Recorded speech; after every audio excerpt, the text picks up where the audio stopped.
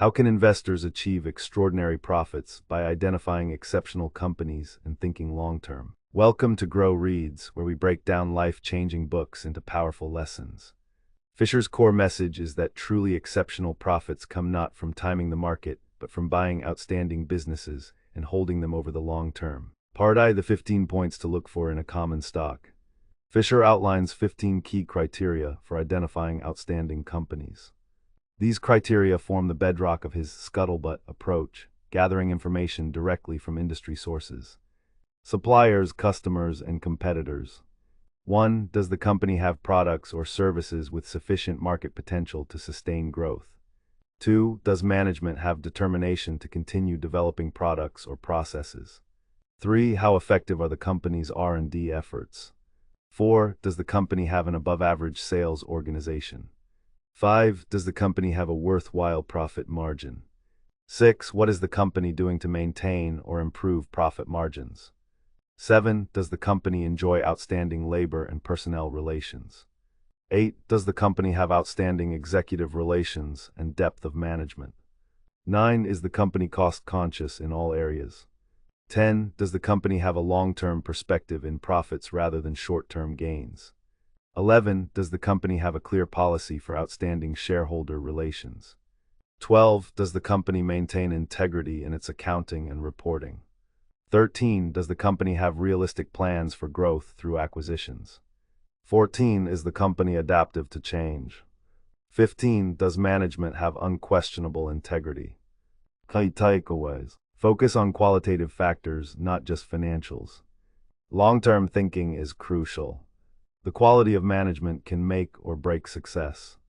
Part II, Scuttlebutt, the research approach. Fisher advocates for gathering information beyond financial statements by talking to suppliers, customers, competitors, former employees. This scuttlebutt helps investors understand the competitive position, management effectiveness, product reputation, market trends, action steps, conduct interviews, visit stores or use the company's products. Understand the industry dynamics. Part III, when to buy a stock. Fisher advises buying when a company meets most of the 15 criteria. The company's growth prospects are not fully recognized by the market. There is a temporary issue that the company is capable of overcoming. Don't wait for the perfect price. Time in the market is more important than timing the market.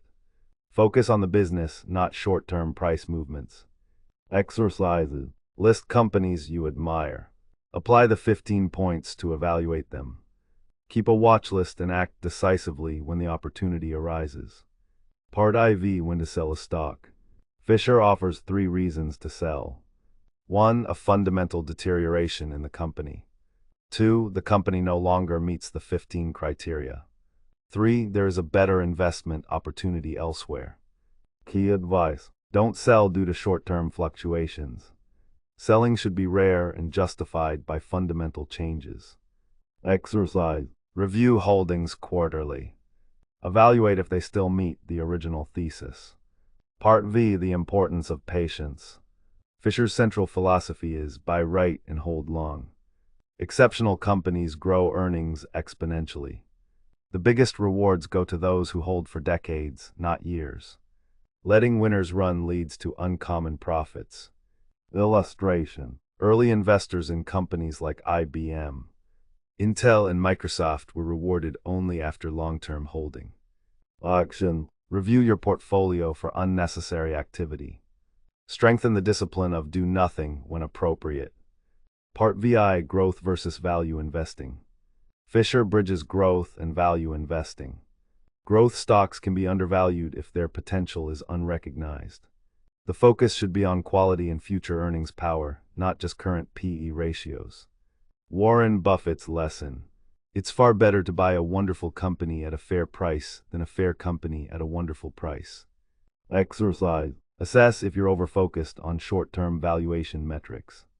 Prioritize business quality.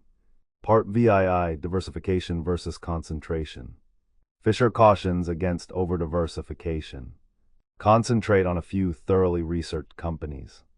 Holding too many stocks dilutes performance and increases the likelihood of owning mediocre businesses. Guideline: 5 to 10 outstanding companies is better than 30 average ones. Exercise: evaluate portfolio concentration. Trim underperforming or weak thesis holdings.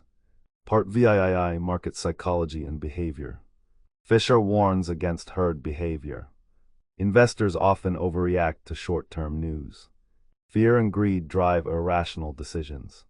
The rational investor: ignore market noise. Focus on fundamentals and intrinsic value. Practice: create an investment journal to track emotional reactions. Implement a cooling-off rule before making changes. Part IX: Applying Fisher's Philosophy in the Modern Era. Fisher's timeless principles remain relevant today.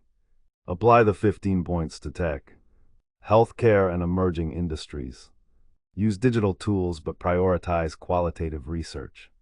Examples: applying Fisher's ideas to companies like Apple, Amazon, or Tesla. Long-term thesis in renewable energy or biotechnology. Action: conduct a modern scuttlebutt using online reviews. Employee feedback and product testing. Part X: The Ethical Investor. Fisher highlights integrity. Invest in companies with ethical management. Avoid businesses with questionable practices. Legacy: your investments reflect your values. Support companies that make a positive impact. Exercise: evaluate ESG, environmental, social governance factors. Align your portfolio with your ethical beliefs. Conclusion: building wealth with common sense and uncommon patience. Philip Fisher's Common Stocks and Uncommon Profits offers a roadmap to lasting investment success through deep research, careful selection, and unwavering patience. By focusing on the quality of businesses and the character of management, investors can achieve uncommon profits without resorting to speculation. Final thought from Grow Reads. Thank you for joining Grow Reads as we explored the timeless wisdom of common stocks and uncommon profits. If you enjoyed this summary, please like, subscribe, and share. Remember, smart investing isn't about chasing quick wins, it's about choosing wisely, holding patiently, and letting your wealth grow. Stay curious, stay patient, and keep growing.